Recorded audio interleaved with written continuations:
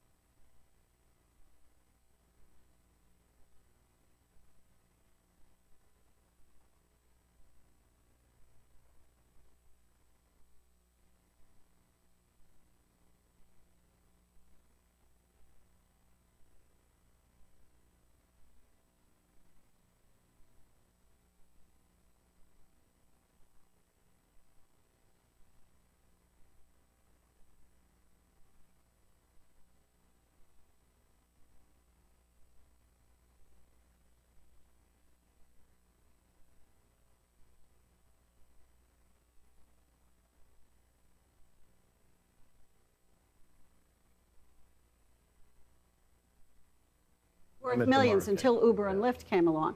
Then they plummeted.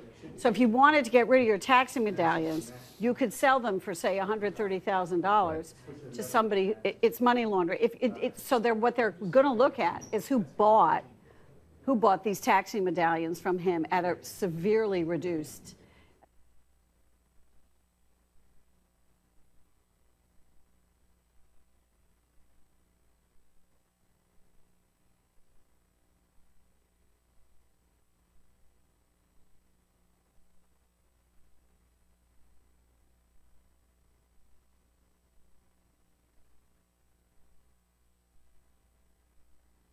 $130,000 is pocket change to President Trump. Why would he care about? Why would this need to be? Yeah. He wouldn't know. To President.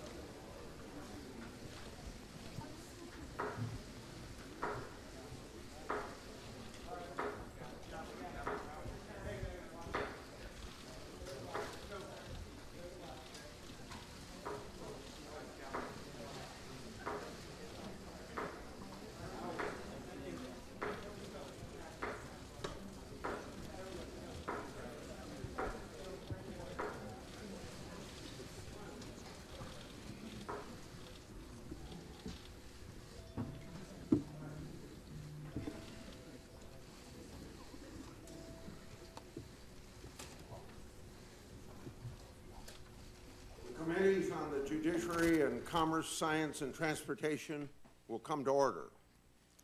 We welcome everyone to today's hearing on Facebook's social media privacy and the use and abuse of data. Although not unprecedented, this is a unique hearing. The issues we will consider range from data privacy and security to consumer protection and the Federal Trade Commission enforcement, touching on jurisdictions of these two committees. We have 44 members between our two committees. That may not seem like a large group by Facebook standards, but it is significant here for a hearing in the United States Senate. We will do our best to keep things moving efficiently given our circumstances. We will begin with opening statements from the chairman and ranking members of each committee, starting with Chairman Thune, and then proceed with Mr. Zuckerberg's opening statement. We will then move on to questioning. Each member will have 5 minutes to question witnesses. I'd like to remind the members of both committees that time limits will be and must be strictly enforced given the numbers that we have here today. If you're over your time, Chairman Thune and I will make sure to let you know. There will not be a second round as well. Of course, there will be the usual follow-up written questions for the record. Questioning will alternate between majority and minority and between committees. We will proceed in order based on respective committee seniority. We will anticipate a couple short breaks later in the afternoon, and so it's my pleasure to recognize the chairman of the Commerce Committee, Chairman Thune, for his opening statement. Thank you, Chairman Grassley. Today's hearing is extraordinary. It's extraordinary to hold a joint committee hearing. It's even more extraordinary to have a single CEO testify before nearly half of the United States Senate. But then Facebook is pretty extraordinary. More than 2 billion people use Facebook every month. 1.4 billion people use it every day. More than the population of any country on earth except China, and more than 4 times the population of the United States. It's also more than 1,500 times the population of my home state of South Dakota. Plus, roughly 45% of American adults report getting at least some of their news from Facebook. In many respects, Facebook's incredible reach is why we're here today. We're here because of what you, Mr. Zuckerberg, have described as a breach of trust. A quiz app used by approximately 300,000 people led to information about 87 million Facebook users being obtained by the company Cambridge Analytica. There are plenty of questions about the behavior of Cambridge Analytica, and we expect to hold a future hearing on Cambridge and similar firms. But as you've said, this is not likely to be an isolated incident, a fact demonstrated by Facebook's suspension of another firm just this past weekend. You've promised that when Facebook discovers other apps that had access to large amounts of user data, you will ban them and tell those affected. And that's appropriate. But it's unlikely to be enough for the 2 billion Facebook users. One reason that so many people are worried about this incident is what it says about how Facebook works. The idea that for every person who decided to try an app, information about nearly 300 other people was scraped from your service is, to put it mildly, disturbing. And the fact that those 87 million people may have technically consented to making their data available doesn't make most people feel any better. The recent revelation that malicious actors were able to utilize Facebook's default privacy settings to match email addresses and phone numbers found on the so-called dark web to public Facebook profiles, potentially affecting all Facebook users, only adds fuel to the fire. What binds these two incidents is that they don't appear to be caused by the kind of negligence that allows typical data breaches to happen. Instead, they both appear to be the result of people exploiting the very tools that you've created to manipulate users' information. I know Facebook has taken several steps and intends to take more to address these issues. Nevertheless, some have warned that the actions Facebook is taking to ensure that third parties don't obtain data from unsuspecting users, while necessary, will actually serve to enhance Facebook's own ability to market such data exclusively. Most of us understand that whether you're using Facebook or Google or some other online services, we are trading certain information about ourselves for free or low-cost services. But for this model to persist, both sides of the bargain need to know the stakes that are involved. Right now, I'm not convinced that Facebook's users have the information that they need to make meaningful choices. In the past, many of my colleagues on both sides of the aisle have been willing to defer to tech companies' efforts to regulate themselves. But this may be changing. Just last month, in overwhelming bipartisan fashion, Congress voted to make it easier for prosecutors and victims to go after websites that knowingly facilitate sex trafficking. This should be a wake-up call for the tech community. We want to hear more, without delay, about what Facebook and other companies plan to do to take greater responsibility for what happens on their platforms. How will you protect users' data? How will you inform users about the changes that you are making? And how do you intend to proactively stop harmful conduct instead of being forced to respond to it months or years later? Mr. Zuckerberg, in many ways, you and the company that you've created, the story that you've created, represent the American dream. Many are incredibly inspired by what you've done. At the same time, you have an obligation, and it's up to you, to ensure that that dream doesn't become a privacy nightmare for the scores of people who use Facebook. This hearing is an opportunity to speak to those who believe in Facebook and to those who are deeply skeptical about it. We are listening, America is listening, and quite possibly the world is listening too. Thank you. Now, Ranking Member Feinstein. Thank you very much, Mr. Chairman, Chairman Grassley, Chairman Thune. Thank you both for holding this hearing. Mr. Zuckerberg, thank you for being here. You have a real opportunity this afternoon to lead the industry and demonstrate a meaningful commitment to protecting individual privacy. We have learned over the past few months, and we've learned a great deal that's alarming. We've seen how foreign actors are abusing social media platforms like Facebook to interfere in elections and take millions of Americans' personal information without their knowledge in order to manipulate public opinion and target individual voters. Specifically, on February the 16th, Special Counsel Mueller issued an indictment against the Russia-based Internet Research Agency and 13 of its employees for interfering operations targeting the United States. Through this 37-page indictment, we learned that the IRA ran a coordinated campaign through 470 Facebook accounts and pages. The campaign included ads and false information to create discord and harm Secretary Clinton's campaign. And the content was seen by an estimated 157 million Americans. A month later, on March 17th, news broke that Cambridge Analytica exploited the personal information of approximately 50 million Facebook users without their knowledge or permission. And last week, we learned that number was even higher, 87 million Facebook users who had their private information taken without their consent. Specifically, using a personality quiz he created, Professor Kogan collected the personal information of 300,000 Facebook users and then collected data on millions of their friends.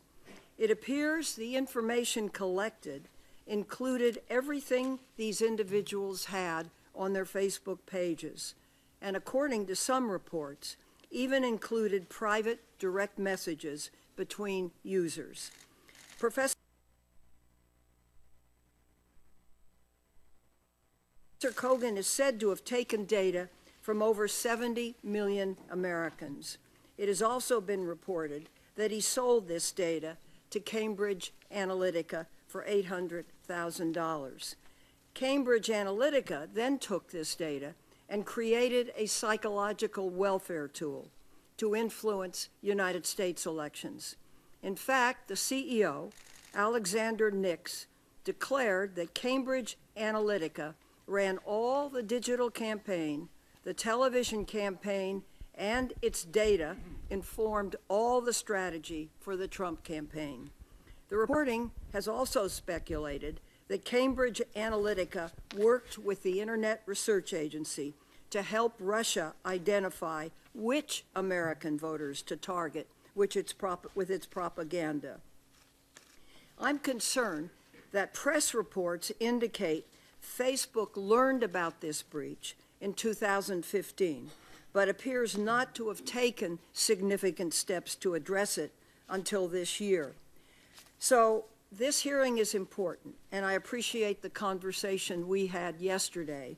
And I believe that Facebook, through your presence here today and the words you're about to tell us, will indicate how strongly your industry will regulate and/or reform the platforms that they control. I believe this is extraordinarily important.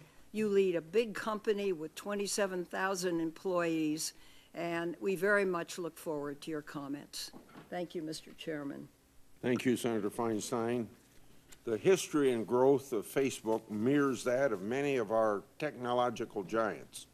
Founded by Mr. Zuckerberg in 2004, Facebook has exploded over the past 14 years. Facebook currently has over 2 billion monthly active users across the world, over 25,000 employees and offices in 13 U.S. cities and various other countries. Like their expanding user base, the data collected on Facebook users has also skyrocketed. They have moved on from schools, likes, and relationship statuses. Today, Facebook has access to dozens of data points, ranging from ads that you've clicked on, events you've attended, and your location based upon your mobile device. It is no secret that Facebook makes money off this data through advertising revenue, although many seem confused by or altogether unaware of this fact.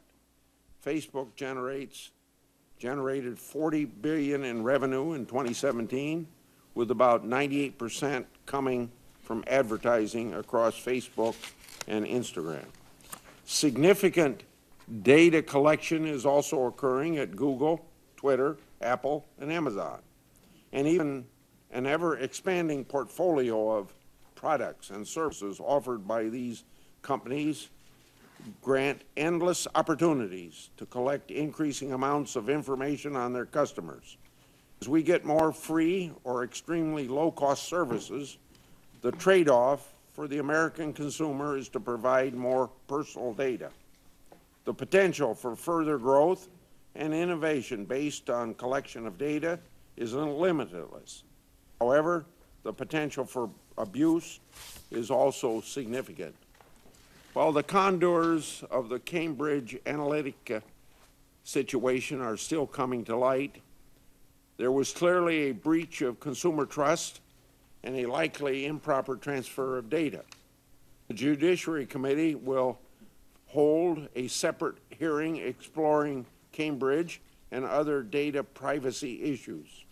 More importantly, though, these events have ignited a larger discussion on consumers' expectations and the future of data privacy in our society. It has exposed that consumers may not fully understand or appreciate the extent to which their data is collected, protected, transferred, used, and misused. Data has been used in advertising and political campaigns for decades. The amount and type of data obtained, however, has seen a very dramatic change. Campaigns, including Presidents Bush, Obama, and Trump, all use these increasing amounts of data to focus on micro-targeting and personalization over numerous social media platforms, and especially Facebook. In fact, President Obama's campaign developed an app utilizing the same Facebook feature as Cambridge Analytica to capture the information of not just the app's users, but millions of their friends. The digital director for that campaign for 2012 described the data scraping app as something that would, quote, wind up being the most groundbreaking piece of technology developed for this campaign, end of quote. So the effectiveness of these social media tactics can be debated, but their use over the past years across the political spectrum and their increased significance cannot be ignored. Our policy towards data privacy and security must keep pace with these changes. Data privacy should be tethered to consumer needs and expectations. Now, at a minimum, consumers must have the transparency necessary to make an informed decision about whether to share their data and how it can be used. Consumers ought to have clearer information, not opaque policies and complex click-through consent pages. The tech industry has an obligation to respond to widespread and growing concerns over data privacy and security and to restore the public's trust. The status quo no longer works. Moreover, Congress must determine if and how we need to strengthen privacy standards to ensure transparency and understanding for the billions of consumers who utilize these products. Senator Nelson. Thank you, Mr. Chairman. Mr. Zuckerberg, good afternoon.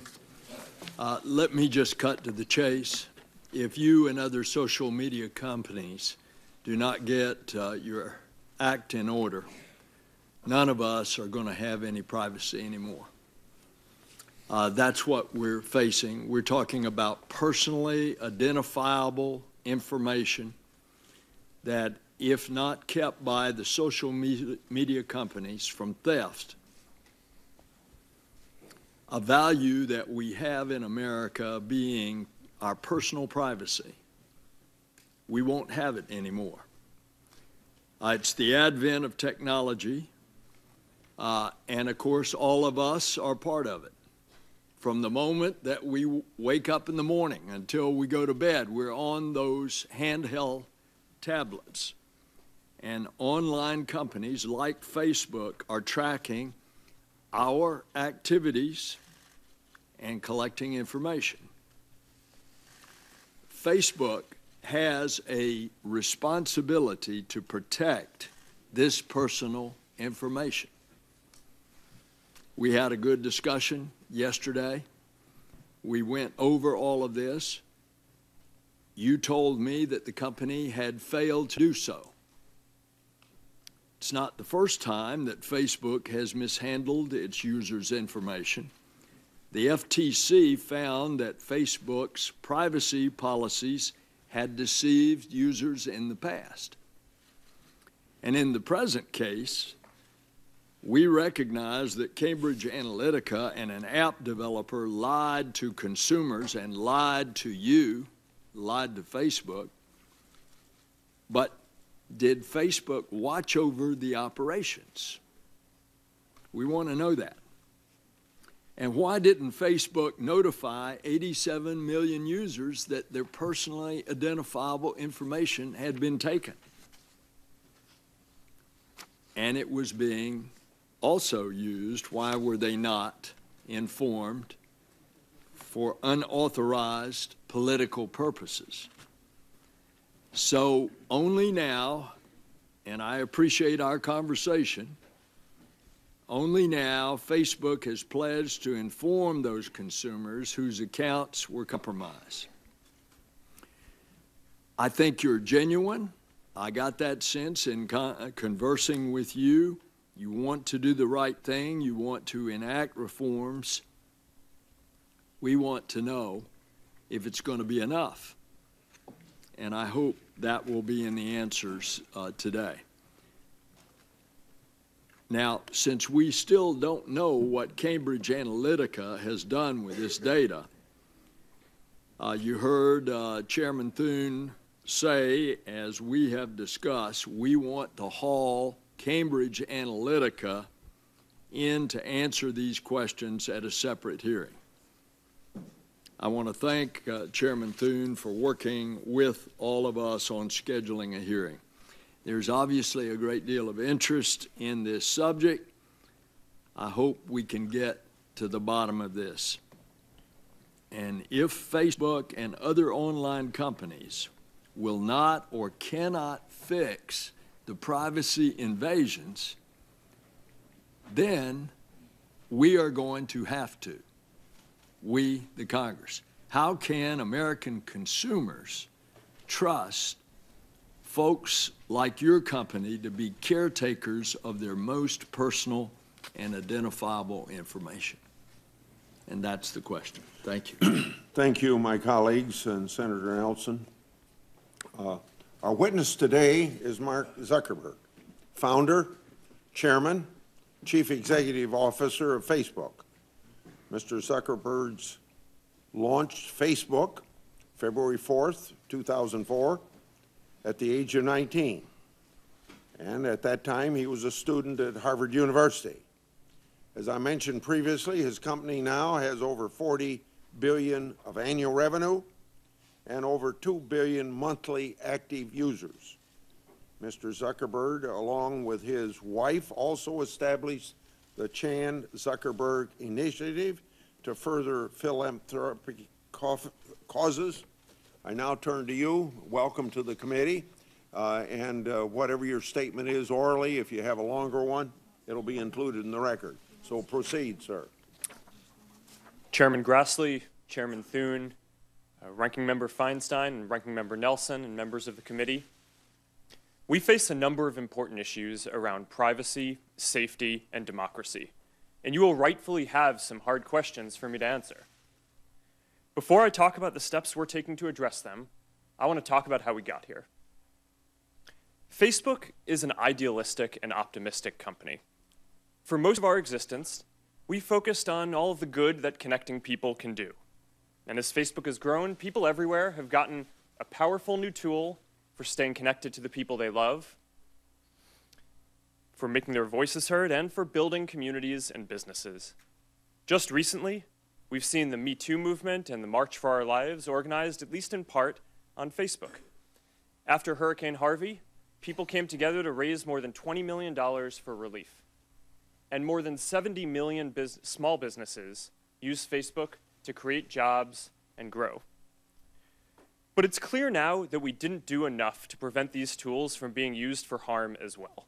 And that goes for fake news, for foreign interference in elections, and hate speech, as well as developers and data privacy. We didn't take a broad enough view of our responsibility, and that was a big mistake. And it was my mistake, and I'm sorry.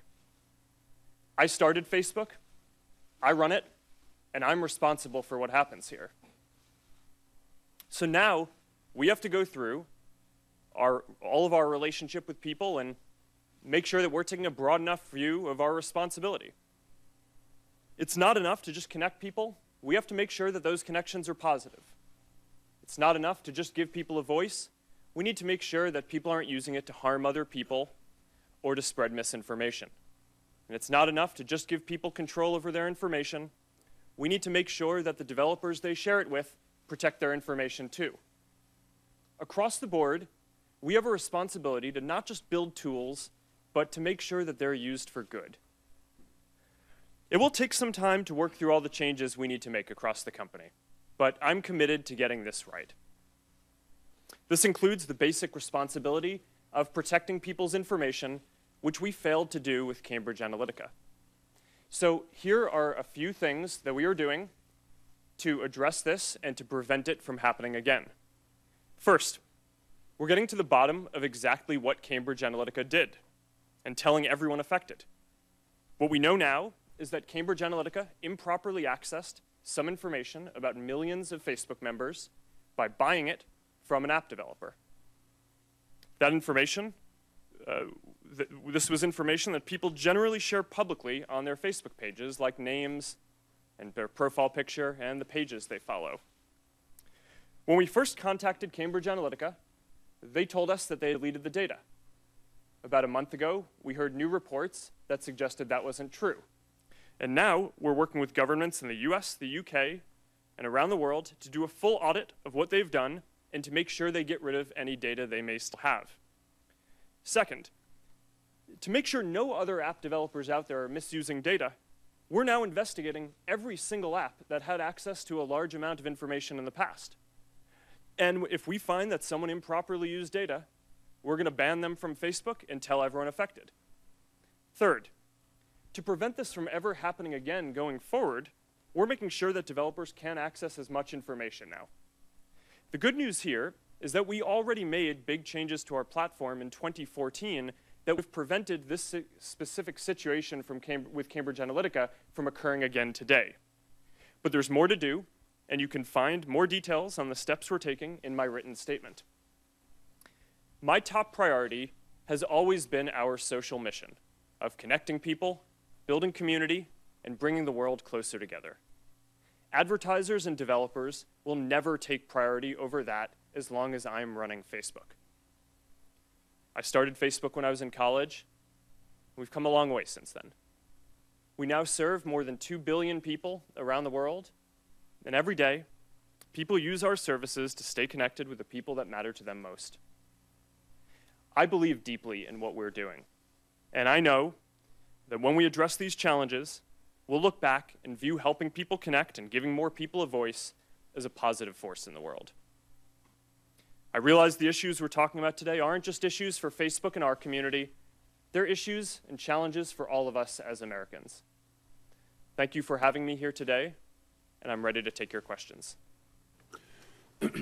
I'll remind members that maybe weren't here when I had my opening comments that we are operating under the 5-minute rule, and that applies to the 5-minute rule, and that applies to those of us who are chairing the committee as well. I start with you. Facebook handles extensive amounts of personal data for billions of users. A significant amount of that data is shared with third-party developers who utilize your platform. As of early this year, you did not actively monitor whether that data was transferred by such developers to other parties. Moreover, your policies only prohibit transfers by developers to parties seeking to profit from such data. Number one, besides Professor Kogan's transfer, and now potentially CubeU, do you know of any instances where user data was improperly transferred to third party in breach of Facebook's terms? If so, how many times has that happened? And was Facebook only made aware of that transfer by some third party? Mr. Chairman, thank you. As I mentioned, we're now conducting a full investigation into every single app that had access to a large amount of information before we locked down platform to prevent developers from accessing this information in around 2014. We believe that we're going to be investigating many apps, tens of thousands of apps, and if we find any suspicious activity, we're going to conduct a full audit of those apps to understand how they're using their data and if they're doing anything improper. And if we find that they're doing anything improper, we'll ban them from Facebook, and we will tell everyone affected. As for past activity, I don't have all the examples of apps that we've banned here, but if you'd like, I can have my team follow up with you after this. Okay. Have you ever required an audit to ensure the deletion of improperly transferred data, and if so, how many times? Mr. Chairman, yes, we have. I don't have the exact figure on how many times we have, but overall, the way we've enforced our platform policies in the past is we have looked at patterns of how apps have used our APIs and accessed information, as well as looked into reports that people have made to us about apps that might be doing sketchy things. Going forward, we're going to take a more proactive position on this and do much more regular spot checks and other reviews of apps, as well as increasing the amount of audits that we do. And again, I can make sure that our team follows up with you on anything about the specific past stats that would be interesting. I was going to assume that sitting here today, you have no idea, and if I'm wrong on that, you're telling me, I think, that you're able to supply those figures to us, at least as of this point. Mr. Chairman, I will have my team follow up with you on what information we have. Okay, but right now you have no certainty of whether or not, how much of that's going on, right? Okay. Facebook collects massive amounts of data from consumers, including content, networks, contact lists, device information, location, and information from third parties. Yet your data policy is only a few pages long and provides consumers with only a few examples of what is collected and how it might be used. The examples given emphasize benign uses, such as connecting with friends, but your policy does not give any indication for more controversial issues of such data. My question, why doesn't Facebook disclose to its users all the ways the data might be used by Facebook and other third parties, and what is Facebook's responsibility to inform users about that information? Mr. Chairman, I believe it's important to tell people exactly how the information that they share on Facebook is going to be used. That's why every single time you go to share something on Facebook, whether it's a photo in Facebook or a message in Messenger or WhatsApp, every single time there's a control right there about who you're going to be sharing it with, whether it's your friends or public or a specific group, and you can change that and control that in line. To your broader point about the privacy policy, this gets into an issue that I think we and others in the tech industry have found challenging, which is that long privacy policies are very confusing. And if you make it long and spell out all the detail, then you're probably going to reduce the percent of people who read it and make it accessible to them. So one of the things that we've struggled with over time is to make something that is as simple as possible so people can understand it, as well as giving them controls in line in the product in the context of when they're trying to actually use them, taking into account that we don't expect that most people will want to go through and read a full legal document. Senator Nelson. Thank you, Mr. Chairman. Yesterday when we talked, I gave the relatively harmless example that I'm communicating with my friends on Facebook and indicate that I love a certain kind of chocolate. And all of a sudden, I start receiving advertisements for chocolate. What if I don't want to receive those commercial advertisements? So your Chief Operating Officer, Ms. Sandberg, suggested on the NBC Today show that Facebook users who do not want their personal information used for advertising might have to pay for that protection, pay for it. Are you actually considering having Facebook users pay for you not to use that information? Senator, people have a control over how their information is used in ads in the product today. So if you want to have an experience where your ads aren't targeted using all the information that we have available, you can turn off third-party information. What we've found is that even though some people don't like ads, people really don't like ads that aren't relevant. And while there is some discomfort, for sure, with using information and making ads more relevant, the overwhelming feedback that we get from our community is that people would rather have us show relevant content there than not. So we offer this control that you're referencing.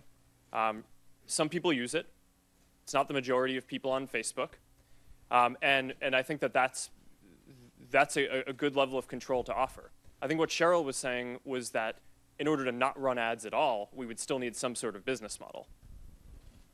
And that is your business model. So I take it that, and I use the harmless example of chocolate, but if it got into more personal thing, communicating with friends, and I want to cut it off, I'm going to have to pay you in order not to send me, using my personal information, something that I don't want.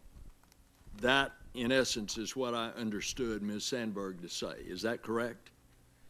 Yes, Senator, although to be clear, we don't offer an option today for people to pay to not show ads. We think offering an ad-supported service is the most aligned with our mission of trying to help connect everyone in the world, because we want to offer a free service that everyone can afford. Okay. That's the only way that we can reach billions of people. So, therefore, you consider my personally identifiable data the company's data, not my data. Is that it? No, Senator. Actually, at the first line of our terms of service say that you control and own the information and content that you put on Facebook. Well, the recent scandal is obviously frustrating, not only because it affected 87 million, but because it seems to be part of a pattern of lax data practices by the company going back years. So back in 2011, it was a settlement with the FTC, and now we discover yet another instance where the data was failed to be protected. When you discovered the Cambridge Analytica that had fraudulently obtained all of this information, why didn't you inform those 87 million? When we learned in 2015 that Cambridge Analytica had bought data from an app developer on Facebook that people had shared it with, we did take action. We took down the app, and we demanded that both the app developer and Cambridge Analytica delete and stop using any data that they had. They told us that they did this. In retrospect, it was clearly a mistake to believe them, and we should have followed up and done a full audit then, and that is not a mistake that we will make. Yes, you did that, and you apologized for it, but you didn't notify them. And do you think that you have an ethical obligation to notify 87 million Facebook users? Senator, when we heard back from Cambridge Analytica that they had told us that they weren't using the data and had deleted it, we considered it a closed case. In retrospect, that was clearly a mistake. We shouldn't have taken their word for it, and we've updated our policies and how we're going to operate the company to make sure that we don't make that mistake again. Did anybody notify the FTC? No, Senator, for the same reason, that we'd considered it a closed case. Senator Thune. And Mr. Zuckerberg, would you do that differently today, presumably, that in response to Senator Nelson's question? Yes. Having to do it over. This may be your first appearance before Congress, but it's not the first time that Facebook has faced tough questions about its privacy policies. Wired magazine recently noted that you have a 14-year history of apologizing for ill-advised decisions regarding user privacy, not unlike the one that you made just now in your opening statement. After more than a decade of promises to do better, how is today's apology different, and why should we trust Facebook to make the necessary changes to ensure user privacy and give people a clearer picture of your privacy policies? Thank you, Mr. Chairman. So we have made a lot of mistakes in running the company. I think it's pretty much impossible, I believe, to start a company in your dorm room and then grow it to be at the scale that we're at now without making some mistakes. And because our service is about helping people connect and information, those mistakes have been different in how we try not to make the same mistake multiple times, but in general, a lot of the mistakes are around how people connect to each other just because of the nature of the service. Overall, I would say that we're going through a broader philosophical shift in how we approach our responsibility as a company. For the first 10 or 12 years of the company, I viewed our responsibility as primarily building tools that if we could put those tools in people's hands, then that would empower people to do good things. What I think we've learned now across a number of issues, not just data privacy, but also fake news and foreign interference in elections, is that we need to take a more proactive role and a broader view of our responsibility. It's not enough to just build tools. We need to make sure that they're used for good. And that means that we need to now take a more active view in policing the ecosystem and in watching and kind of looking out and making sure that all of the members in our community are using these tools in a way that's going to be good and healthy. So at the end of the day, this is going to be something where people will measure us by our results on this. It's not that I expect that anything I say here today to necessarily change people's view, but I'm committed to getting this right, and I believe that over the coming years, once we fully work all these solutions through, people will see real differences. Okay. Well, and I'm glad that you all have gotten that message. As we discussed in my office yesterday, the line between legitimate political discourse and hate speech can sometimes be hard to identify, and especially when you're relying on artificial intelligence and other technologies for the initial discovery. Can you discuss what steps that Facebook currently takes when making these evaluations, the challenges that you face, and any examples of where you may draw the line between what is and what is not hate speech?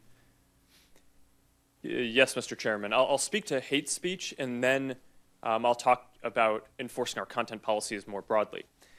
So actually, maybe if you're okay with it, I'll go in the other order. So from the beginning of the company in 2004, I started it in my dorm room. It was me and my roommate. We didn't have AI technology that could look at the content that people were sharing. So we basically had to enforce our content policies reactively. People could share what they wanted, and then if someone in the community found it to be offensive or against our policies, they'd flag it for us and we'd look at it reactively. Now, increasingly, we are developing AI tools that can identify certain classes of bad activity proactively and flag it for our team at Facebook.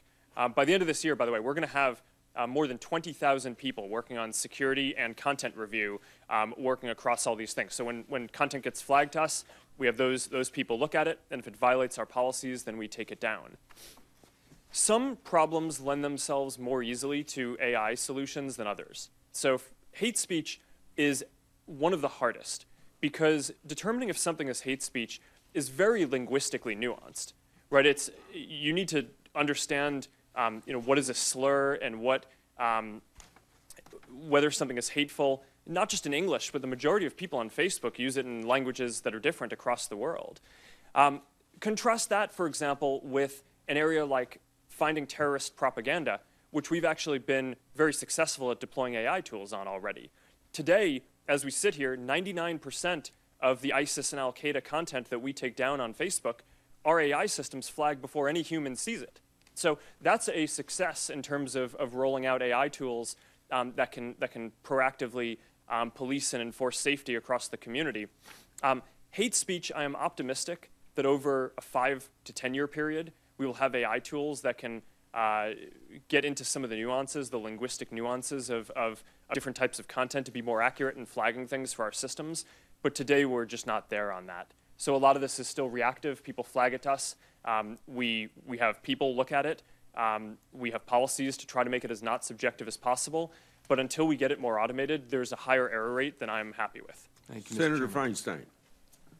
Thanks, Mr. Chairman. Mr. Zuckerberg, what is Facebook doing to prevent foreign actors from interfering in U.S. elections? Thank you, Senator. This is one of my top priorities in 2018, is to get this right.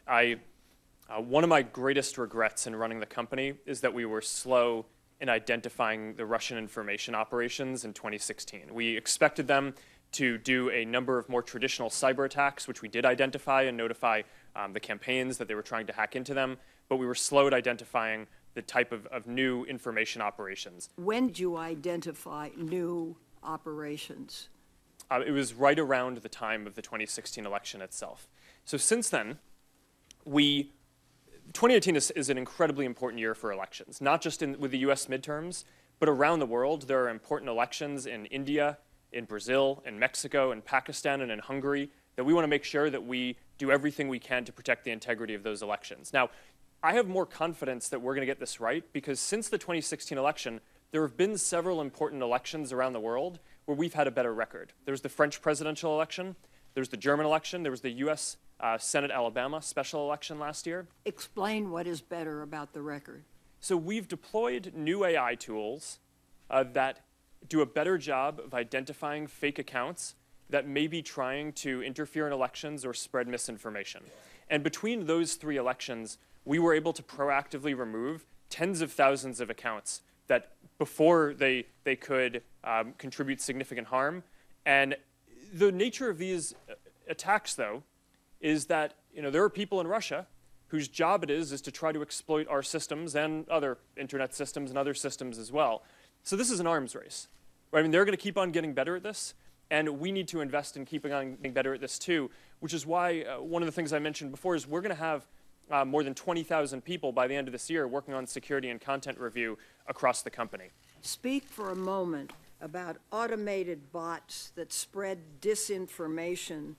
What are you doing to punish those who exploit your platform in that regard? Well, you're not allowed to have a fake account on Facebook. Your content has to be authentic. So we build technical tools to try to identify when people are creating fake accounts, especially large networks of fake accounts like the Russians have, in order to remove all of that content. After the 2016 election, our top priority was protecting the integrity of other elections around the world. At the same time, we had a parallel effort to trace back to Russia the IRA activity, the Internet Research Agency activity. That was the part of the Russian government that did this activity in 2016. And just last week, we were able to determine that a number of Russian media organizations that were sanctioned by the Russian regulator were operated and controlled by this Internet Research Agency. So we took the step last week. There was a pretty big step for us of taking down sanctioned news organizations in Russia as part of an operation to remove 270 fake accounts and pages, part of their broader network in Russia that was actually not targeting international interference as much as, sorry, let me correct that. It was primarily targeting spreading misinformation in Russia itself, as well as certain Russian-speaking neighboring countries. How many accounts of this type have you taken down? Across, in the IRA specifically, the ones that we've pegged back to the IRA, we can identify the 470 in the American elections and the 270 that we specifically went after in Russia last week. There are many others that our systems catch, which are more difficult to attribute specifically to Russian intelligence. But the number would be in the tens of thousands of fake accounts that we remove, and I'm happy to have my team follow up with you on more information if that would be helpful. Would you please? I think this is very important. If you knew in 2015 that Cambridge Analytica was using the information of Professor Kogan's, why didn't Facebook ban Cambridge in 2015? Why'd you wait another Senator, year? that's a great question. Cambridge Analytica wasn't using our services in 2015 as far as we can tell. So this is clearly one of the questions that I asked our team as soon as I learned about this is why did we wait until we found out about the reports last month to ban them? It's because as of the time that we learned about their activity in 2015, they weren't an advertiser, they weren't running pages, so we actually had nothing to ban. Thank you. Thank you, Mr. Chairman. Yeah, thank you, Senator Feinstein. Now, Senator Hatch. Well, in my opinion, this is the most intense public scrutiny I've seen for a tech-related hearing since the Microsoft hearing that I chaired back in the late 1990s. The recent stories about Cambridge Analytica and data mining on social media have raised serious concerns about consumer privacy. And naturally, I know you understand that. At the same time, these stories touch on the very foundation of the Internet economy and the way the websites that drive our Internet economy make money. Some have professed themselves shocked that companies like Facebook and Google share user data with advertisers. Did any of these individuals ever stop to ask themselves why Facebook and Google don't charge for access? Nothing in life is free. Everything involves trade-offs. If you want something without having to pay money for it, you're going to have to pay for it in some other way, it seems to me. And that's what we're seeing here. And these great websites that don't charge for access, they extract value in some other way. And there's nothing wrong with that as long as they're upfront about what they're doing. To my mind, the issue here is transparency. It's consumer choice. Do users understand what they're agreeing to when they access a website or agree to terms of service? Are websites upfront about how they extract value from users, or do they hide the ball? Do consumers have the information they need to make an informed choice regarding whether or not to visit a particular website? To my mind, these are questions that we should ask or be focusing on. Now, Mr. Zuckerberg, I remember well your first visit to Capitol Hill back in 2010. You spoke to the Senate Republican High-Tech Task Force, which I chair.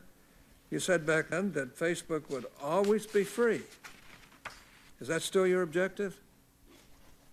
Senator, yes. There will always be a version of Facebook that is free. It is our mission to try to help connect everyone around the world and to bring the world closer together. In order to do that, we believe that we need to offer a service that everyone can afford, and we're committed to doing that. Well, if so, how do you sustain a business model in which users don't pay for your service? Senator, we run ads. I see. That's great. Whenever a controversy like this arises, there's always a danger that Congress's response will be to step in and overregulate. Now, that's been the experience that I've had in my 42 years here. In your view, what sorts of legislative changes would help to solve the problems the Cambridge Analytica story has revealed, and what sorts of legislative changes would not help to solve this issue? Senator, I think that there are a few categories of legislation that make sense to consider. Around privacy specifically, there are a few principles that I think it would be useful to discuss and potentially codify into law. One is around having a simple and practical set of ways that you explain what you're doing with data. And we talked a little bit earlier around the complexity of laying out this long privacy policy. It's hard to say that people fully understand something when it's only written out in a long legal document. This stuff needs to be implemented in a way where people can actually understand it, where consumers can understand it, but that can also capture all the nuances of how these services work in a way that's not overly restrictive on providing the services. So that's one. The second is around giving people complete control. This is the most important principle for Facebook. Every piece of content that you share on Facebook, you own, and you have complete control over who sees it and how you share it, and you can remove it at any time. That's why every day, about 100 billion times a day, people come to one of our services and either post a photo or send a message to someone because they know that they have that control and that who they say it's going to go to is going to be who sees the content. And I think that control is something that's important that I think should apply to every service. And go ahead. The third point is just around enabling innovation, because some of these use cases that are very sensitive, like face recognition, for example. And I think that there's a balance that's extremely important to strike here, where you obtain special consent for sensitive features like face recognition, but we still need to make it so that American companies can innovate in those areas, or else we're going to fall behind Chinese competitors and others around the world who have different regimes for different new features like that. Senator Cantwell. Thank you, Mr. Chairman. Welcome, Mr. Zuckerberg. Do you know who Palantir is? I do. Some people have referred to them as Stanford Analytica. Do you agree? Senator, I have not heard that. Okay. Do you think Palantir taught Cambridge Analytica, as press reports are saying, how to do these tactics? Senator, I don't know. Do you think that Palantir has ever scraped data from Facebook? Senator, I'm not aware of that. Okay. Do you think that during the 2016 campaign, as Cambridge Analytica was providing support to the Trump campaign, under Project Alamo. Were there any Facebook people involved in that sharing of technique and information? Senator, we provided support to the Trump campaign similar to what we provide to any advertiser or campaign who asks for it. So that was a yes. Is that a yes? Senator, can you repeat the specific question? I just want to make sure I get specifically what you're asking. During the 2016 campaign, Cambridge Analytica worked with the Trump campaign to refine tactics, and were Facebook employees involved in that? Senator, I don't know that our employees were involved with Cambridge Analytica, although I know that we did help out the Trump campaign overall in sales support in the same way that we do with other campaigns. So they may have been involved in all working together during that time period. Maybe that's something your investigation will find out. Senator, I can certainly have my team get back to you on any specifics there that I don't know sitting here today. Have you heard of total information awareness? Do you know what I'm talking about? No, I do not. Okay. Total information awareness was 2003. John Ashcroft and others trying to do similar things to what I think is behind all of this. Geopolitical forces trying to get data and information to influence a process. So when I look at Palantir and what they're doing, and I look at WhatsApp, which is another acquisition, and I look at where you are from the 2011 consent decree and where you are today, I'm thinking, is this guy outfoxing the foxes, or is he going along with what is a major trend in an information age to try to harvest information for political forces? And so my question to you is, do you see that those applications, that those companies, Palantir and even WhatsApp, are going to fall into the same situation that you've just fallen into over the last several years? Senator, I'm not sure specifically. Overall, I do think that these issues around information access are challenging. To the specifics about those apps, I'm not really that familiar with what Palantir does.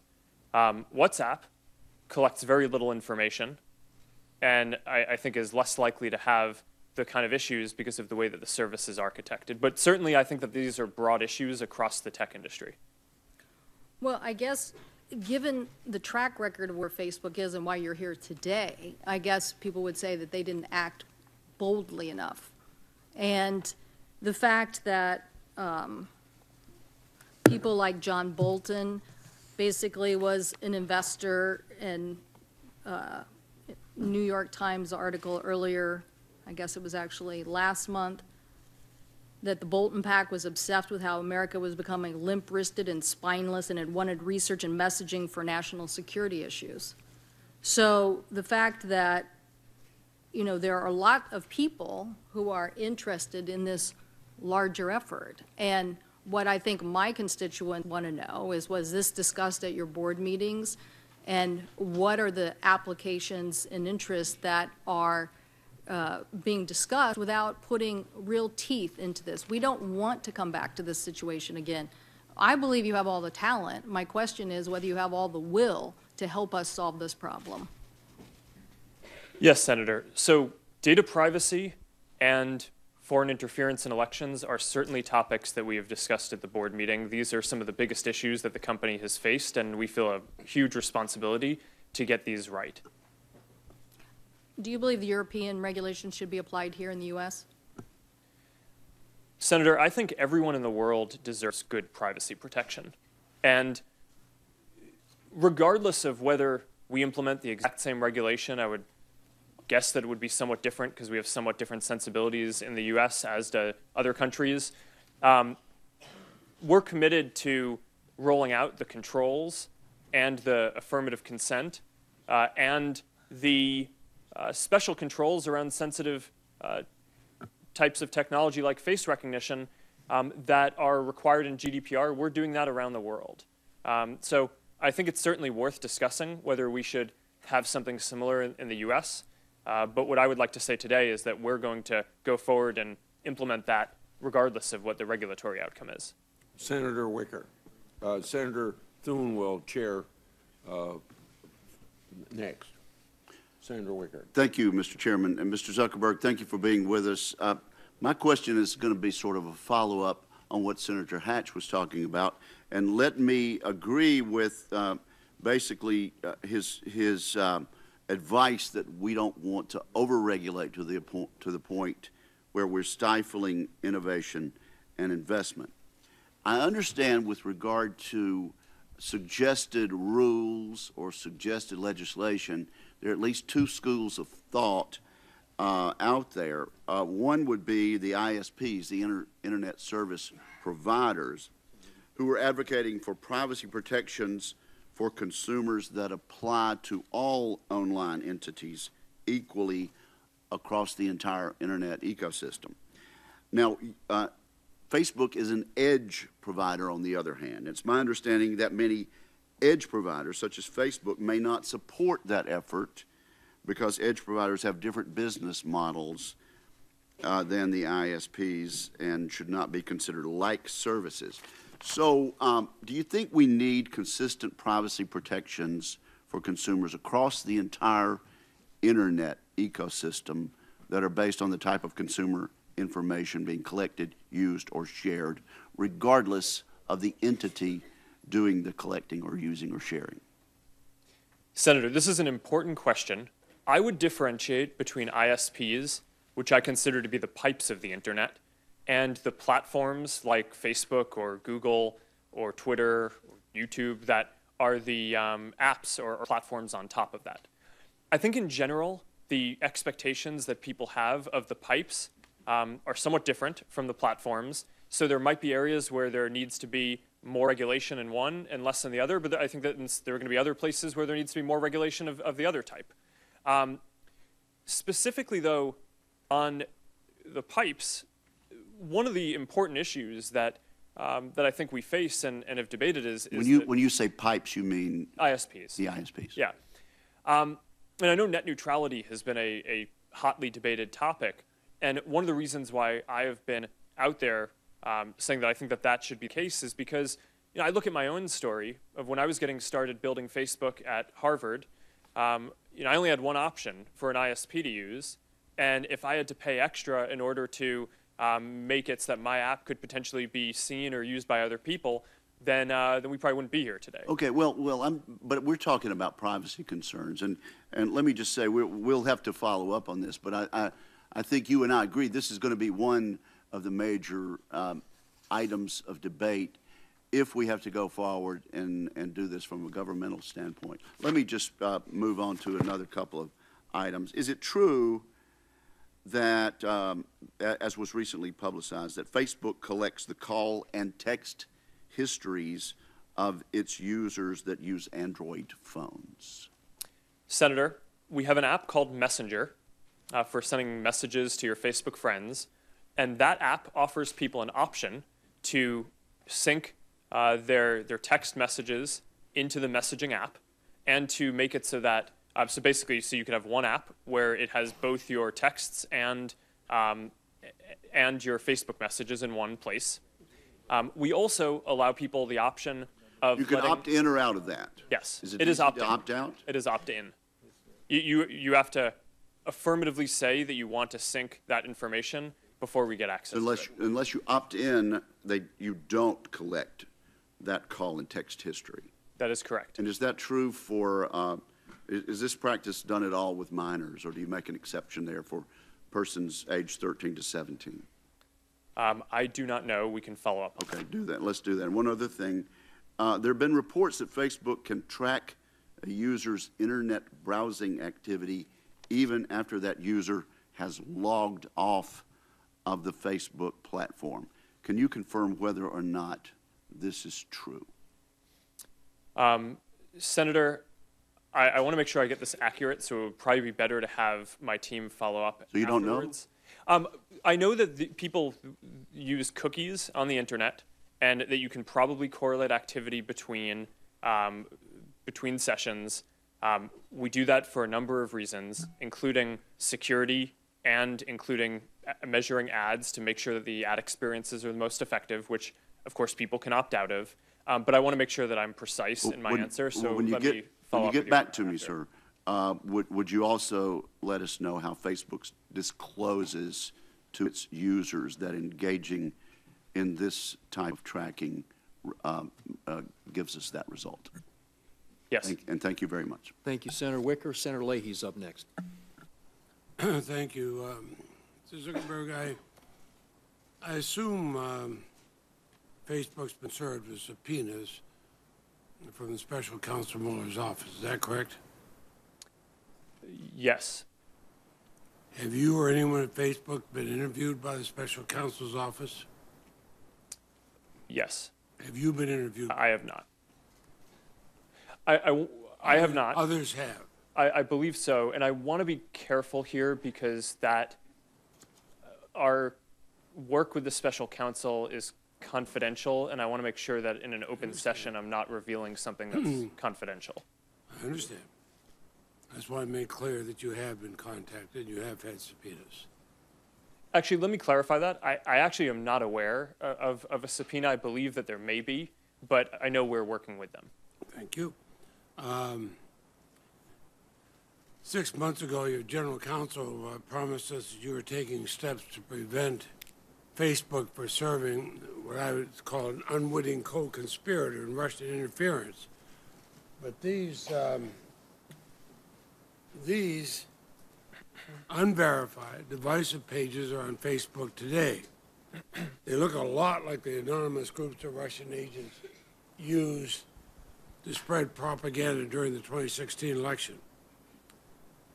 Are you able to confirm whether they're Russian-created groups? Yes or no? Senator, are you asking about those specifically? Yes.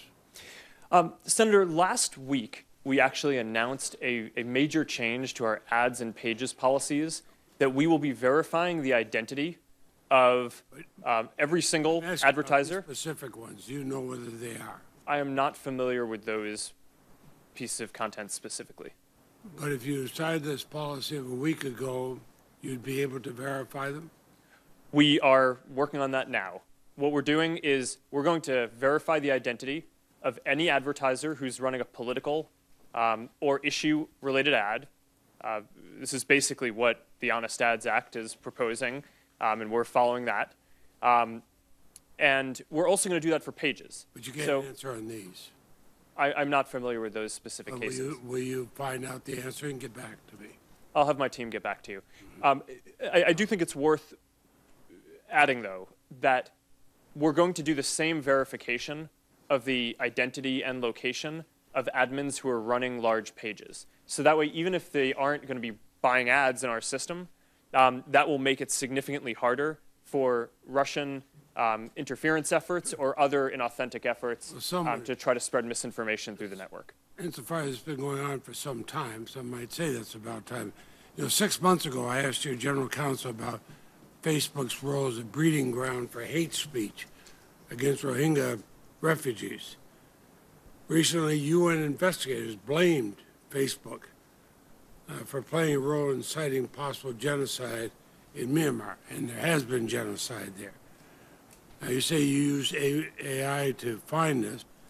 This is the type of content I'm referring to.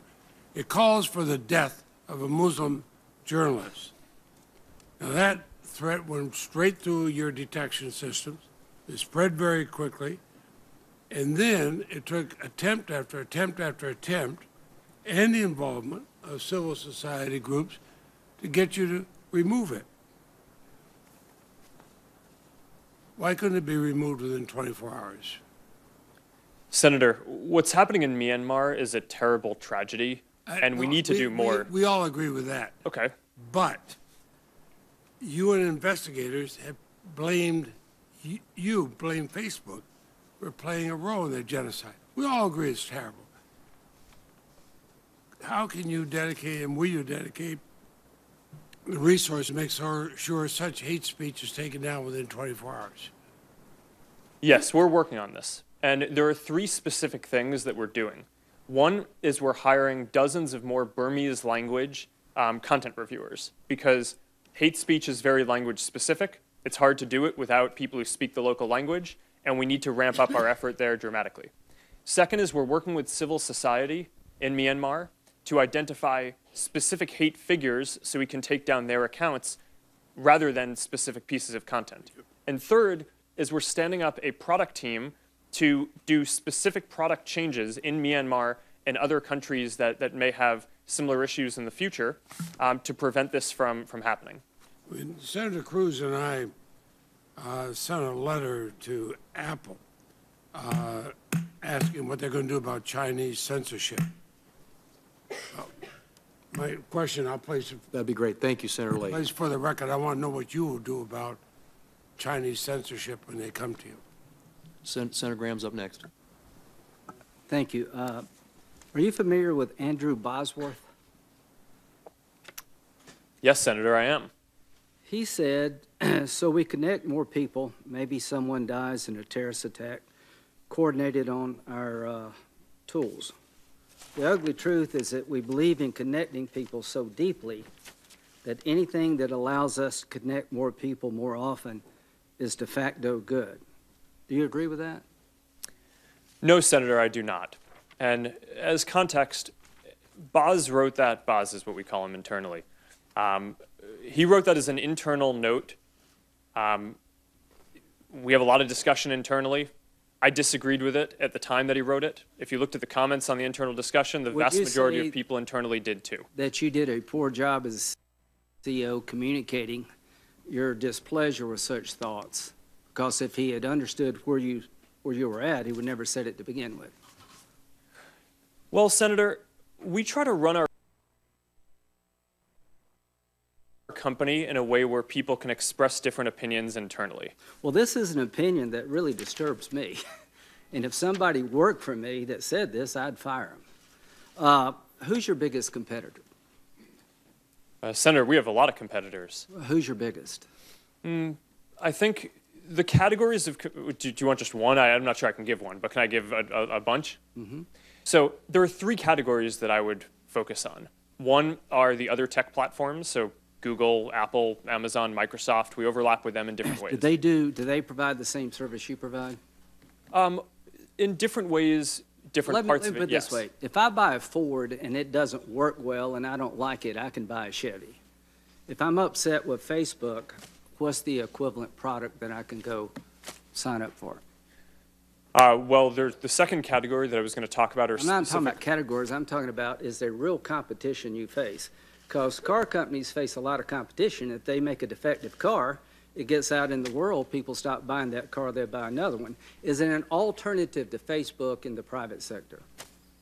Yes, Senator. The average American uses 8 different apps to communicate with their friends and stay in touch with people, ranging from texting apps to email. Which is the same service you provide.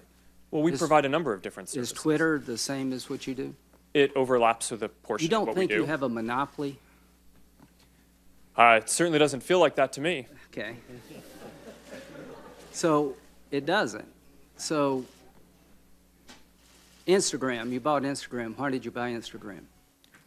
Because they were very talented app developers who were making good use of our platform and understood our values. It was a good business decision. My point is that one way to regulate a company is through competition, through government regulation. Here's the question that all of us got to answer. What do we tell our constituents, given what's happened here, why we should let you self-regulate? What would you tell people in South Carolina that, given all the things we've just discovered here, it's a good idea for us to rely upon you to regulate your own business practices? Well, Senator, my position is not that there should be no regulation. Okay. I think the internet is increasingly important. Do you embrace regulation? I think the real question, as the internet becomes more important in people's lives, is what is the right regulation, not whether there should be or not. But you as a company welcome regulation? I think if it's the right regulation, then yes. You think the Europeans have it right? I think they get things right. Have you ever submitted? That's true. So would you work with us in terms of what regulations you think are necessary in your industry? Absolutely. Okay. Would you submit to us some proposed regulations? Yes, and I'll have my team follow up with you so that way we can have this discussion across the different categories where I think that this discussion needs to happen. Look forward to it. When you sign up for Facebook, you sign up for terms of service. Are you familiar with that? Yes. Okay. It says The terms govern your use of Facebook and the products, features, apps, services, technologies, software we offer, Facebook's products or products, except where we expressly state that separate terms and not these apply. I'm a lawyer, I have no idea what that means. But when you look at terms of service, this is what you get. Do you think the average consumer understands what they're signing up for? I don't think that the average person likely reads that whole document. Yeah. But I think that there are different ways that we can communicate that and have a responsibility to do so. Do you agree with me that you better come up with different ways because this ain't working? Well, Senator, I think in certain areas that is true, and I think in other areas, like the core part of what we do, right? If you think about just at the most basic level, people come to Facebook, Instagram, WhatsApp, Messenger about 100 billion times a day to share a piece of content or a message with a specific set of people. And I think that that basic functionality, people understand because we have the controls in line every time, and given the volume of the activity and the value that people tell us that they're getting from that, I think that that control in line does seem to be working fairly well. Now, we can always do better, and there are the services are complex, and there is more to it than just, you go and you post a photo. So I agree that in many places we could do better. But I think for the core of the service, it actually is quite clear. Thank you, Senator Graham. Senator Klobuchar. Thank you, Mr. Chairman. Mr. Zuckerberg, I think we all agree that what happened here was bad. You acknowledged it was a breach of trust. And the way I explain it to my constituents is that if someone breaks into my apartment with a crowbar and they take my stuff, it is just like if the manager gave them the keys or if they didn't have any locks on the doors. It's still a breach. It's still a break-in. And I believe we need to have laws and rules that are sophisticated as the brilliant products that you've developed here. And we just haven't done that yet. And one of the areas that I've focused on is the election. And I appreciate the support that you and Facebook, and now Twitter actually, have given to the Honest Ads Act, a bill that you mentioned that I'm leading with Senator McCain and Senator Warner. And I just want to be clear, as we work to pass this law so that we have the same rules in place to disclose political ads and issue ads as we do for TV and radio, as well as disclaimers, that you're going to take early action as soon as June, I heard, before this election, so that people can view these ads, including issue ads. Is that correct? That is correct, Senator. And I just want to take a moment before I go into this in more detail to thank you for your leadership on this. This, I think, is an important area for the whole industry to move on. The two specific things that we're doing are, one is around transparency. So now you're going to be able to go and click on any advertiser or any page on Facebook and see all of the ads that they're running. So that actually brings advertising online on Facebook to an even higher standard than what you would have on TV or print media, because there's nowhere where you can see all of the TV ads that someone is running, for example, whereas you will be able to see now on Facebook whether this campaign or third party is saying different messages to different types of people. I think that that's a really important element of transparency. Mm-hmm. Then the other really important piece is around verifying every single advertiser who's going to be running political or issue ads. I appreciate that, and Senator Warner and I have also called on Google and the other platforms to do the same, so memo to the rest of you.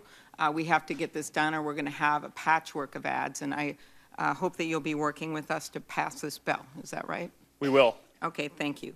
Now on the subject of Cambridge Analytica, were these people, the 87 million people, users, concentrated in certain states? Are you able to figure out where they're from?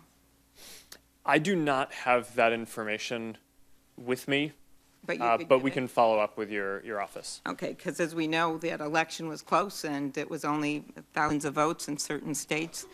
You've also estimated that roughly 126 million people may have been shown content from a Facebook page associated with the Internet Research Agency. Have you determined whether any of those people were the same Facebook users whose data was shared with Cambridge Analytica? Are you able to make that determination? Senator, we're investigating that now. We believe that it is entirely possible that there will be a connection there. Okay, that seems like a big deal as we look back at that last election. Former Cambridge Analytica employee Christopher Wiley has said that the data that it improperly obtained, that Cambridge Analytica improperly obtained from Facebook users could be stored in Russia. Do you agree that that's a possibility? Sorry, are you asking if Cambridge Analytica's data could be stored in Russia? That's what he said this weekend on a Sunday show. Senator, I don't have any specific knowledge that would suggest that, but one of the steps that we need to take now is go do a full audit of all of Cambridge Analytica's systems to understand what they're doing, whether they still have any data, to make sure that they remove all the data. If they don't, we're going to take legal action against them to do so. That audit, we have temporarily ceded that in order to let the UK government complete their government investigation first, because of course a government investigation takes precedence over a company doing that. But we are committed to completing this full audit and getting to the bottom of what's going on here, so that way we can have more answers to this. Okay, you earlier stated publicly and here that you would support some privacy rules so that everyone's playing by the same rules here. And you also said here that you should have notified customers earlier. Would you support a rule that would require you to notify your users of a breach within 72 hours? Senator, that makes sense to me, and I think we should have our team follow up with yours to discuss the details around that more. Thank you. I just think part of this was when people don't even know that their data's been breached, that's a huge problem, and I also think we get to solutions faster when we get that information out there.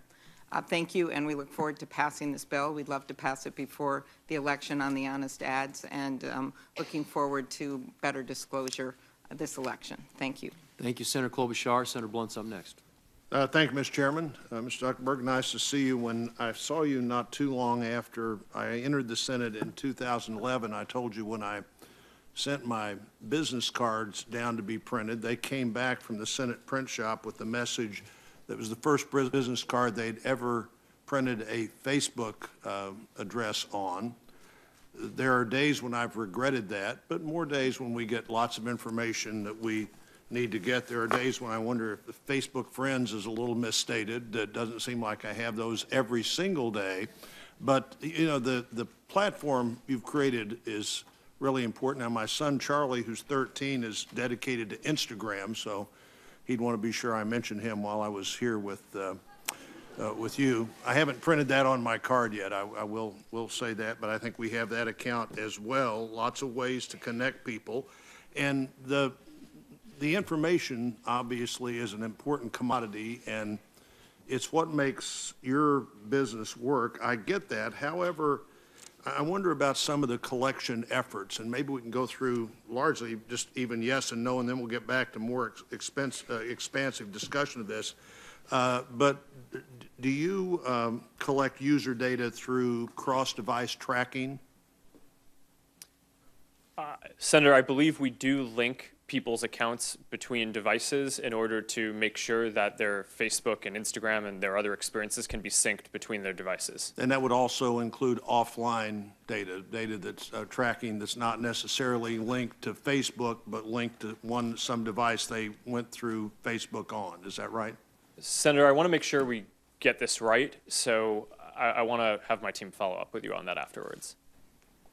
That doesn't seem that complicated to me. Now, you understand this better than I do, but maybe you can explain to me why that's complicated. Do you track devices that an individual who uses Facebook has that is connected to the device that they use for their Facebook connection, but not necessarily connected to Facebook? I'm not sure the answer to that question. Really? Yes. There may be some data that is necessary to provide the service that we do, but I don't have that on sitting here today, so that's something that I would want to follow up. Now, the FTC last year flagged cross-device tracking as one of their concerns. Generally, that people are tracking devices that the users of something like Facebook don't know that are being tracked. How do you disclose your collection methods? Is that all in this document that I would see and agree to before I entered into a Facebook? Yes, Senator. So there are two ways that we do this. One is we try to be exhaustive in the legal documents around the terms of service and privacy policies. But more importantly, we try to provide inline controls so that people that are in plain English that people can understand. They can either go to settings or we can show them at the top of the app periodically so that people understand all the controls and settings they have and can configure their experience the way that they want. So do people now give you permission to track specific devices in their contract? And if they do, is that a relatively new addition to what you do? Senator, I'm sorry, I don't have that. Am I able to opt out? Am I able to say it's okay for you to track what I'm saying on Facebook, but I don't want you to track what I'm texting to somebody else off Facebook on an Android phone? Oh, okay. Yes, Senator. In general, Facebook is not collecting data from other apps that you use. There may be some specific things about the device that you're using that Facebook needs to understand in order to offer the service. But if you're using Google or you're using some texting app, unless you specifically opt in that you want to share the texting app information, Facebook wouldn't see that. Has it always been that way? Or is that a recent addition to how you deal with those other ways that I might communicate? Senator, my understanding is that that is how the mobile operating systems are architected.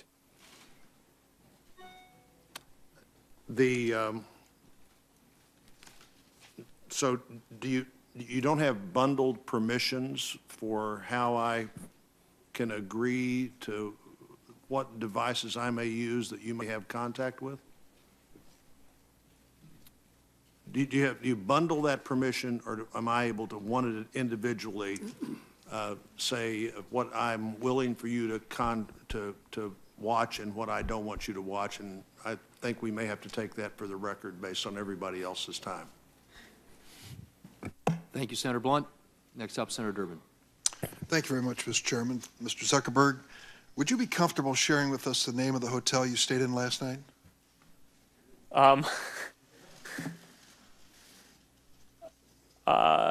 No. If you've messaged anybody this week, would you share with us the names of the people you've messaged? Senator, no, I would probably not choose to do that publicly here. I think that may be what this is all about. Your right to privacy, the limits of your right to privacy, and how much you give away in modern America in the name of, quote, connecting people around the world. A question basically of what information Facebook's collecting, who they're sending it to, and whether they ever asked me in advance my permission to do that. Is that a fair thing for a user of Facebook to expect? Yes, Senator. I think everyone should have control over how their information is used. And as we've talked about in some of the other questions, I think that is laid out in some of the documents. But more importantly, you want to give people control in the product itself. So the most important way that this happens across our services is that every day people come to our services to choose to share photos or send messages. And every single time they choose to share something, they have a control right there about who they want to share it with. But that level of control is extremely important. They certainly know within the Facebook pages who their friends are, but they may not know, as has happened, and you've conceded this point in the past, that sometimes that information is going way beyond their friends, and sometimes people have made money off of sharing that information. Correct? Senator, you're referring, I think, to our developer platform, and it may be useful for me to give some background on how we set that up, if that's useful. I have 3 minutes left, so maybe you can do that for the record, because I have a couple of the questions I'd like to ask. You have recently announced something that is called Messenger Kids. Facebook created an app allowing kids between the ages of 6 and 12 to send video and text messages through Facebook as an extension of their parents' account. You have cartoon-like stickers and other features designed to appeal to little kids, first graders, kindergartners. On January 30th, the Campaign for Commercial-Free Childhood and lots of other child development organizations warned Facebook They pointed to a wealth of research demonstrating that excessive use of digital devices and social media is harmful to kids, and argued that young children simply are not ready to handle social media accounts at age 6.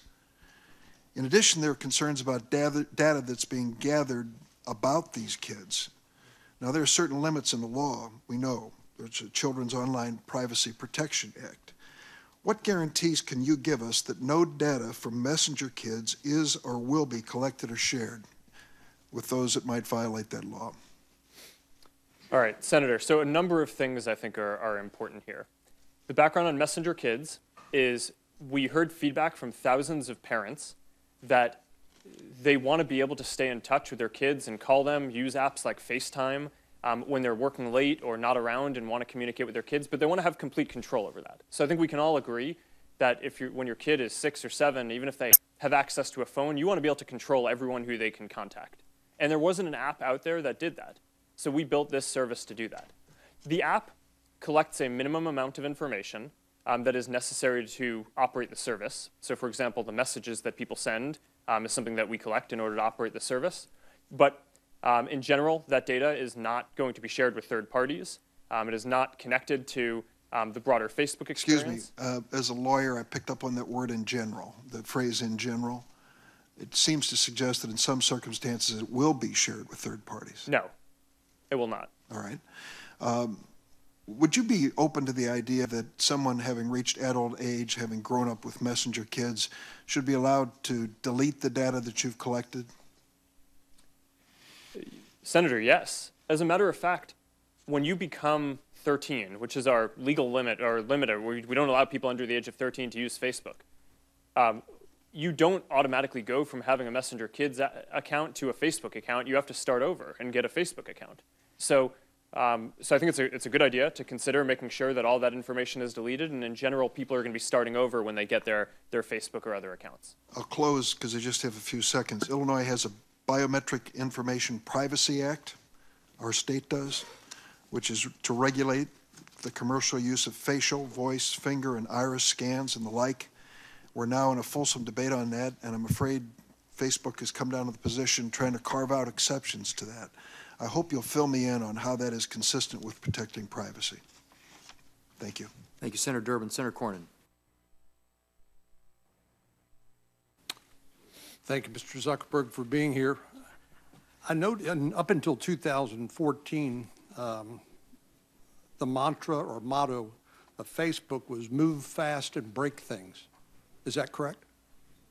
I don't know when we changed it, but the mantra is currently move fast with stable infrastructure, which is a much less sexy mantra. Sounds much more boring, but my question is, during the time that it was Facebook's mantra or motto to move fast and break things, do you think some of the misjudgments, perhaps mistakes that you've admitted to here were as a result of that culture or that attitude, particularly as regards to personal privacy of the information of your subscribers?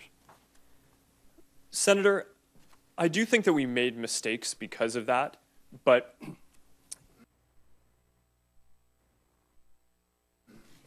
the broadest mistakes that we made here are not taking a broad enough view of our responsibility.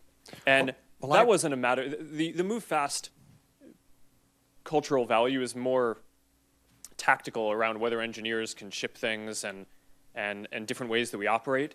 But I think the big mistake that we've made looking back on this is viewing our responsibility as just building tools rather than viewing our whole responsibility as making sure that those tools are used for good. Well, and I appreciate that, because previously or early in the past, we've been told that platforms like Facebook, Twitter, Instagram, and the like are neutral platforms, and the people who own and run those for profit, and I'm not criticizing doing something for profit in this country, but they bore no responsibility for the content. You agree now that Facebook and other social media platforms are not neutral platforms, but bear some responsibility for the content? I agree that we're responsible for the content. And I think that there's one of the big societal questions that I think we're going to need to answer is the current framework that we have is based on this reactive model that assumed that there weren't AI tools that could proactively tell whether something was terrorist content or something bad, that it naturally relied on requiring people to flag for a company and then the company needing to take reasonable action. In the future, we're going to have tools that are going to be able to identify more types of bad content. And I think that there are moral and legal obligation questions that I think we'll have to wrestle with as a society about when we want to require companies to take action proactively on certain of those things, and when that gets in the way of... I appreciate that. I have 2 minutes left All right. to ask you questions. So interestingly, the terms of what do you call it? The terms of service is a legal document which discloses to your subscribers how their information is going to be used, how Facebook is going to operate. And but you concede that you doubt everybody reads or understands that legalese, those terms of service. So is that to suggest that the consent that people give subject to that terms of service is not informed consent? In other words, they may not read it, and even if they read it, they may not understand it? I just think we have a broader responsibility than what the law requires. So I appreciate that. What I'm asking about in terms of what your subscribers understand in terms of how their data is going to be used. But let me go to the terms of service. Under paragraph number 2, you say you own all of the content and information you post on Facebook. That's what you've told us here today a number of times. So if I choose to terminate my Facebook account, can I bar Facebook or any third parties from using the data that I had previously supplied for any purpose whatsoever? Yes, Senator. If you delete your account, we should get rid of all of your information. You should, or we do? Do you? We do. How about third parties that you have contracted with to use some of that underlying information, perhaps to target advertising for themselves? You can't. Do you claw back that information as well, or does that remain in their custody? Well, Senator, this is actually a very important question, and I'm glad you brought this up, because there's a very common misperception about Facebook that we sell data to advertisers. And we do not sell data to advertisers. Well, we don't sell data to anyone. You clearly rent it. What we allow is for advertisers to tell us who they want to reach, and then we do the placement. So if an advertiser comes to us and says, all right, I'm a ski shop and I want to sell skis to women, then we might have some sense because people shared skiing-related content or said they were interested in that. They shared whether they're a woman, and then we can show the ads to the right people without that data ever changing hands and going to the advertiser. That's a very fundamental part of how our model works and something that is often misunderstood, so I appreciate that you brought that up. Thank you, Senator Cornyn. We had indicated earlier on that we would take a couple of breaks, give our witness an opportunity, and I think we've been going now for just under 2 hours. So I think what we'll do is do a few more. Zuckerberg, are you want to keep going? I mean, maybe 15 minutes. Okay. Does that work? All right, we'll keep going. Senator Blumenthal is up next, and we will commence. Thank you, Mr. Chairman. Thank you for being here today, Mr. Zuckerberg. You have told us today, and you've told the world, that Facebook was deceived by Alexander Kogan when he sold user information to Cambridge Analytica, correct? Yes. I want to show you the terms of service that Alexander Kogan provided to Facebook. And note for you that, in fact, Facebook was on notice that he could sell that user information. Have you seen these terms of service before? I have not. Who in Facebook was responsible for seeing those terms of service that put you on notice that that information could be sold? Senator, our app review team would be responsible for that. Has anyone been fired on that app review team? Senator, not because of this. Doesn't that term of service conflict with the FTC order that Facebook was under at that very time that this term of service was, in fact, provided to Facebook? And you'll note that the FTC order specifically requires Facebook to protect privacy. Isn't there a conflict there? Senator, it certainly appears that we should have been aware that this app developer submitted a term that was in conflict with the rules of the platform. Well, what happened here was, in effect, willful blindness. It was heedless and reckless, which, in fact, amounted to a violation of the FTC consent decree. Would you agree?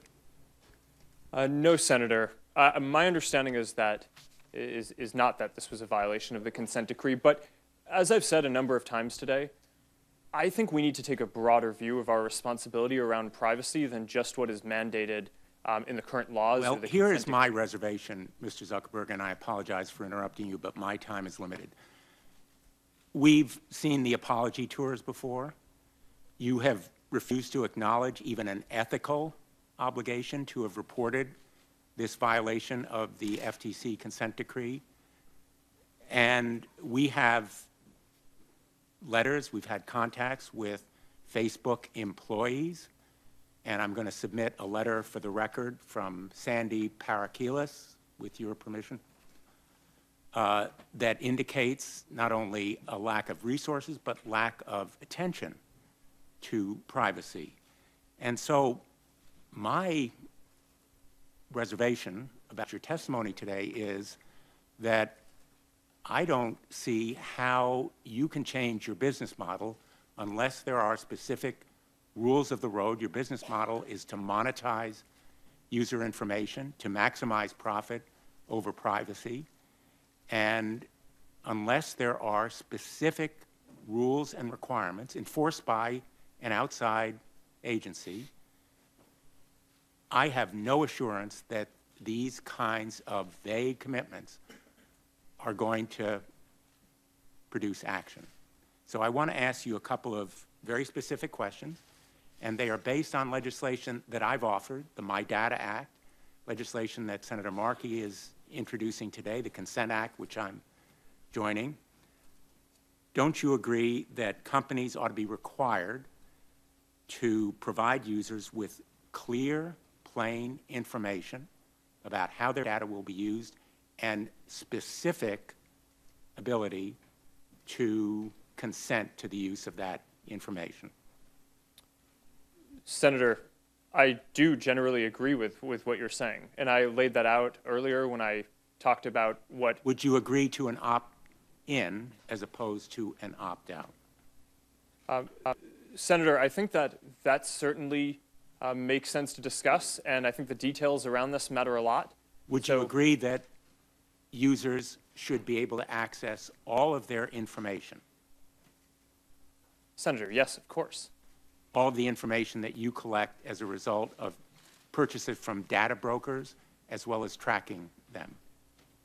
Senator, we have already a download your information tool that allows people to see and to take out all of the information that they've put into Facebook or that Facebook knows about them. So yes, I agree with that. We already have that.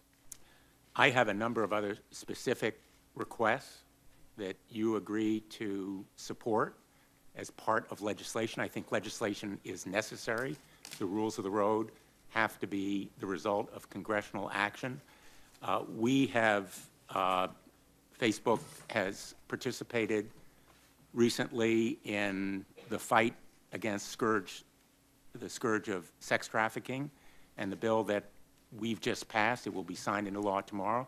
SESTA, the Stop Exploiting Sex Trafficking Act, was the result of our cooperation. I hope that we can cooperate on this kind of measure as well. Senator, I look forward to having my team work with you on this. Thank you. Senator Blumenthal. Senator Cruz. Thank you, Mr. Chairman. Mr. Zuckerberg, welcome. Thank you for being here. Mr. Zuckerberg, does Facebook consider itself a neutral public forum? Senator, we consider ourselves to be a platform for all ideas. let me ask the question again. Does Facebook consider itself to be a neutral public forum? And representatives of your company have given conflicting answers on this. Are you a First Amendment speaker expressing your views, or are you a neutral public forum allowing everyone to speak? Senator, here's how we think about this. I don't believe that there is certain content that clearly we do not allow, right? Hate speech, terrorist content,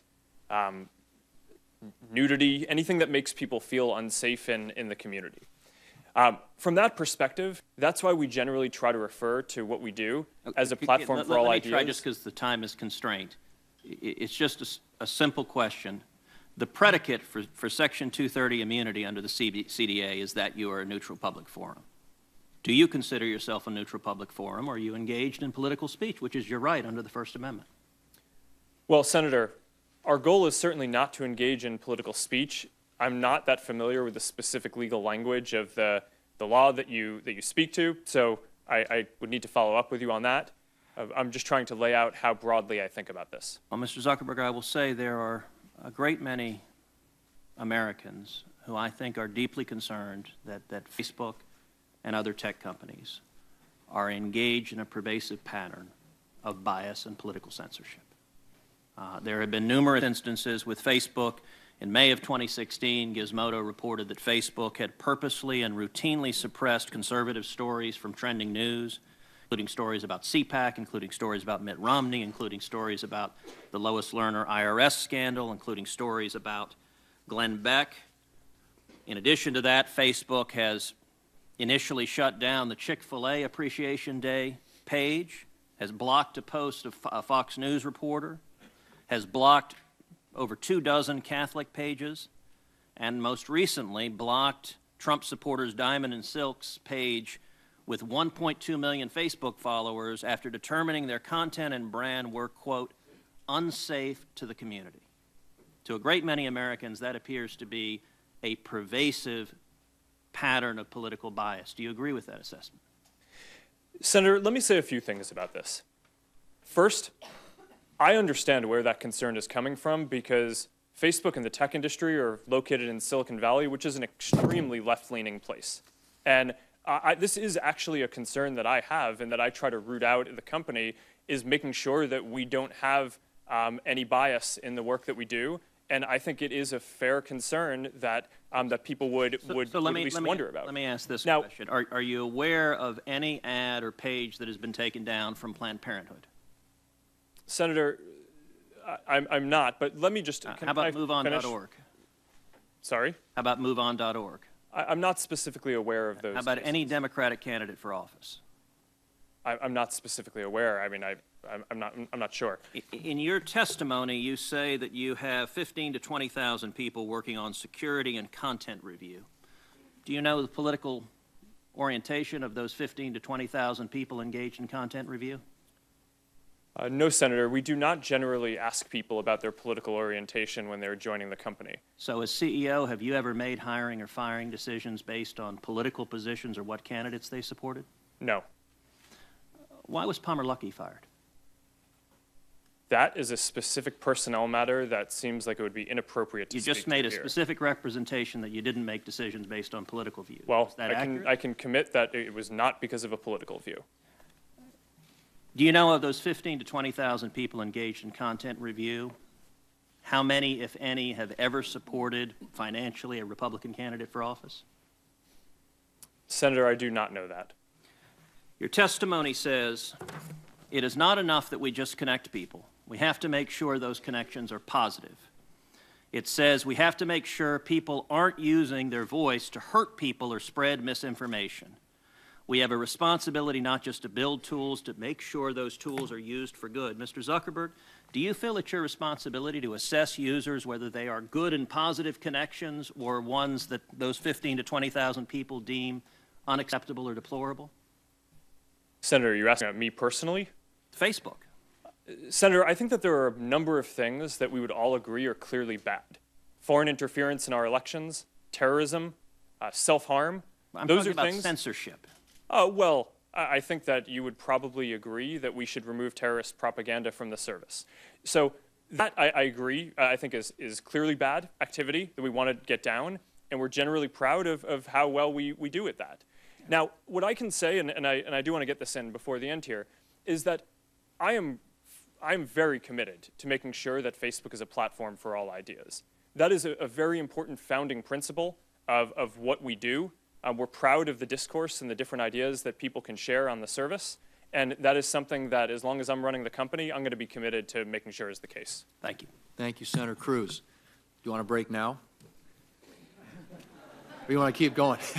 Sure. I mean, that was pretty good. So, all right. All right, we have Senator Whitehouse is up next, but if you want to take a 5-minute break right now, we have now been going a good 2 hours. So thank you. We'll recess for 5 minutes and reconvene.